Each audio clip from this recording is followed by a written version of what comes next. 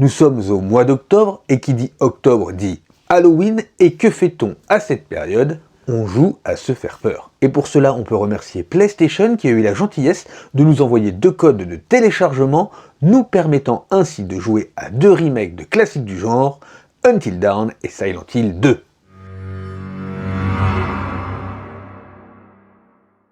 Ce n'est pas un simple remaster qui nous est proposé ici, puisque le jeu a entièrement été reconstruit graphiquement afin d'utiliser la pleine puissance de la PlayStation 5. Et pour celles et ceux qui l'avaient déjà fait, cela va vous permettre de redécouvrir un jeu qui avait reçu de nombreuses éloges à sa sortie. Bien que ce remaster soit d'excellente qualité, tout n'est pas parfait à Blackwood Pines.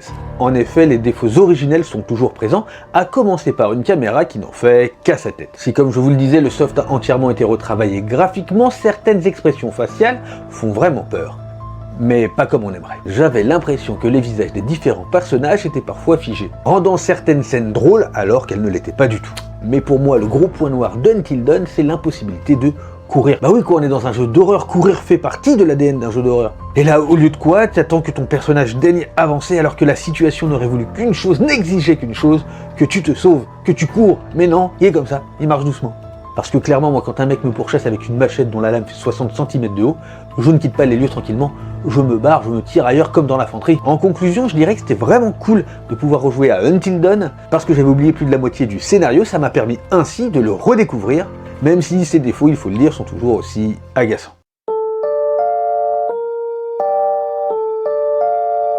Certains diront qu'il ne fallait pas toucher à ce monument du jeu vidéo quand d'autres crieront au génie d'avoir su le ressusciter. Mais alors que vaut réellement cette version sur PlayStation 5? J'avais beaucoup apprécié l'original et c'est donc naturellement avec un peu d'appréhension que j'ai lancé le remake. L'angoisse que je ressentais en jouant en 2001 est réapparue dès les premières minutes et ce, 23 ans plus tard. Mais c'est uniquement pour vous que je suis allé au bout de cette histoire que je connaissais déjà.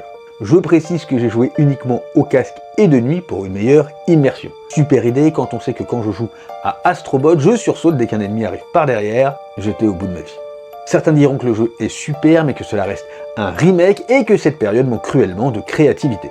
Sûrement, mais il faut reconnaître que cette version PS5 est des plus réussies. Bien évidemment qu'elle n'est pas exempte de tout reproche, à commencer par les combats. James et son bâton à clous, ça va 2 minutes, mais ça manque terriblement d'efficacité. Ajoutez à cela certaines mécaniques de jeu que j'aurais aimé être un peu plus modernisées. Avant de conclure, une petite question, que serait un bon jeu sans son ouvrage dédié? La réponse, elle est chez les copains de Sœur d'édition avec Silent Hill, Voyage au cœur de l'enfer, que je vous invite à découvrir ou à redécouvrir. En conclusion, je dirais que Silent Hill 2 est un remake très plaisant, et peut-être marquera-t-il l'histoire autant que sa version originale. Voilà, c'est tout pour cette vidéo, merci à vous de l'avoir regardée. N'hésitez pas à nous dire si vous avez préféré les versions originales au remake ou les remakes aux versions originales. Et puis surtout, n'hésitez pas à vous abonner, ça nous aide beaucoup, que ce soit ici sur YouTube, sur Instagram ou sur TikTok. Les liens sont dans la description, à très bientôt, salut.